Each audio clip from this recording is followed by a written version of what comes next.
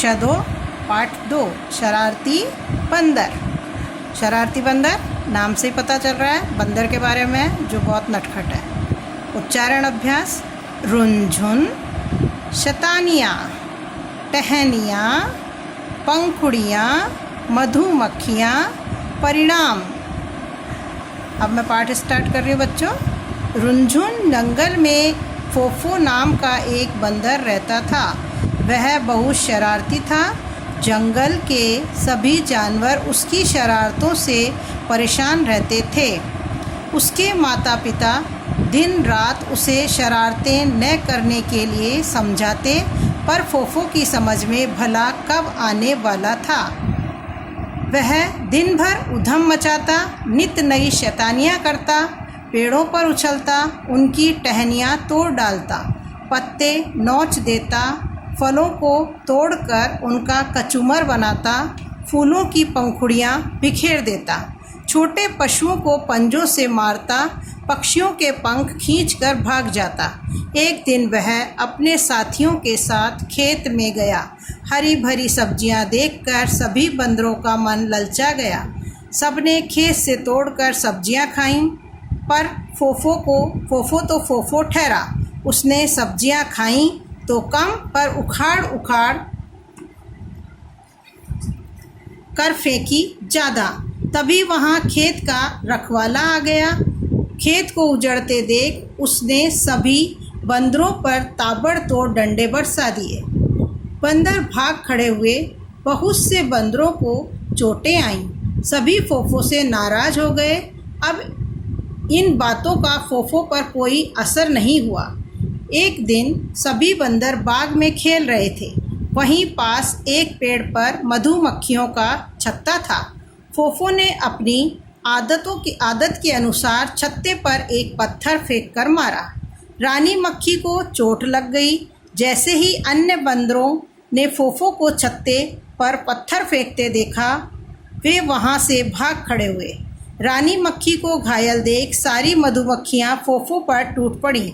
वह बहुत चीखा, चिल्लाया, पर मधुमक्खियों ने काट काट कर उसका बुरा हाल कर दिया। अब फोफो को सबक मिल चुका था कि उसकी शरारत का कितना बुरा परिणाम निकल सकता है। उसने भविष्य में कभी भी शरारत न करने का फैसला किया। अब हम इसका अर्थ समझ लेते हैं। रुनझुन जंगल में फोफो नाम का एक बंदर रहता था। बच्चों, आपने बंदर तो देखा ही है। वह बहुत शरारती था। हमारी क्लास में भी कई बच्चे बहुत शरारती होते हैं जो बड़ों का कहना नहीं मानते। जंगल के सभी जानवर उसकी शरारतों से परेशान रहते थे। शैतानियों से परेशान रहते थे। उसके माता पिता दिन रात उसे शरारतें न करने के लिए समझाते, पर फोफो की समझ में भला कब आने वाला था।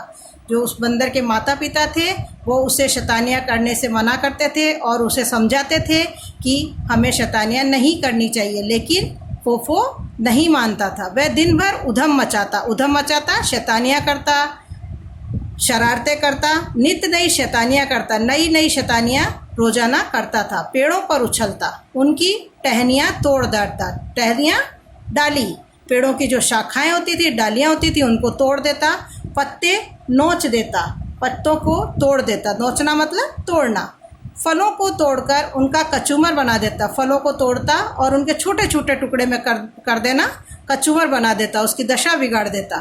फूलों की पंखुड़ियाँ बिखेर देता, फूलों की जो पंखुड़ियाँ होती थी उनको इधर उधर फैला देता था। छोटे पशुओं को पंजों से मारता, जो छोटे छोटे पशु होते थे उनको अपने पंजों से यानी नाखूनों से मारता था।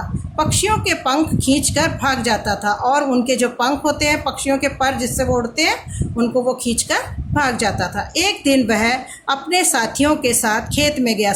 मित्रों के साथ एक खेत में चला गया। हरी भरी सब्जियां देखकर सभी बंदरों का मन ललचा गया। ताजी सब्जियां देखकर सभी बंदरों को उनको खाने का इच्छा हुई। सबने खेत से तोड़कर सब्जियां खाईं, पर फोफो तो फोफो ठहरा। उसने सब्जियां खाईं तो कम, पर उखाड़ उखाड़ कर फेंकी ज़्यादा। सबने बंदरों ने अच्छे से सब्जियां खाईं, लेकिन फोफो इतना शरारती था, उसने सब्जियां तो नहीं खाईं और उनको तोड़ तोड़ कर इधर उधर फेंक दी। तभी वहाँ खेत का रखवाला आ गया। जो खेत की रखवाली करता था वो व्यक्ति वहाँ आ गया। खेत को उजड़ते देख, खेत को नष्ट होते हुए देख उसने सभी बंदरों पर ताबड़तोड़ डंडे बरसा दिए। ताबड़तोड़ बिना रुके हुए डंडों से उनको मारना शुरू कर दिया। बंदर भाग खड़े हुए, सारे बंदर वहाँ से भाग गए। बहुत से बंदरों को चोटें आईं। जब उसने खेत के रखवाले ने डंडे से मारा तो बहुत सारे बंदरों को चोट भी लग गई। सभी फोफो से नाराज हो गए और सभी बंदर थे वो फोफो से गुस्सा हो गए, नाराज हो गए। इन बातों का फोफो पर कोई असर नहीं हुआ, लेकिन फोफो बंदर पर इन सब चीज़ों का कोई असर नहीं पड़ा। एक दिन सभी बंदर बाग में खेल रहे थे। सारे बंदर फोफो के जो दोस्त थे वो सब बाग में बगीचे में खेल रहे थे, पार्क में, जिसको आप पार्क बोलते हैं। वहीं पास एक पेड़ पर मधुमक्खियों का छत्ता था। आपने मधुमक्खियाँ देखी होंगी, हनी भी, जो हमें शहद देती हैं। फोफो ने अपनी आदत के अनुसार छत्ते पर एक पत्थर फेंक कर मारा। बच्चों, जब मधुमक्खियों के छत्ते पर हम पत्थर मारेंगे तो क्या होगा? उनको गुस्सा आएगा और वो हमें काटने के लिए दौड़ेंगी। रानी मक्खी को चोट लग गई। जब उसने पत्थर फेंका तो रानी मक्खी को, जो मधुमक्खियों की रानी थी, उसको चोट लग गई। जैसे ही अन्य बंदरों ने फोफो पर वो छत्ते पर पत्थर फेंकते देखा, वे वहाँ से भाग खड़े हुए। क्यों भागे?